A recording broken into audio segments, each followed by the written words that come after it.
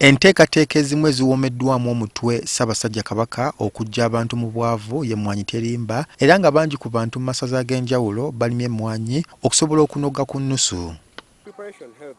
Era gye buvuddeko Obuganda bwatandika akaweefube okwongera omutindo ku mmwanyi ne batandika n'okukola kawa mpologoma atandise okutundibwa mu mawanga ag'enjawulo omuli Russia ne China. Kuba abazungu banywa nnyo kofi. So bwe banywa ku mmwanyi eno ng'eri nakyo tebafunye undergrades tubawadde emmwanyi eri pure akatale keeyongera.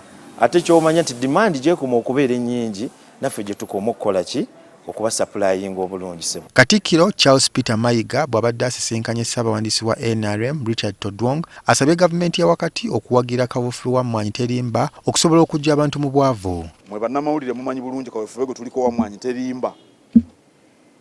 Njagala nnyo gavumenti etuwagire kubanga kaweefube oyo okulwanyisa obwavu ayamba abantu bonna awatali kusosola. Because as people settle, definitely poverty, crimes and many other social problems also come with such.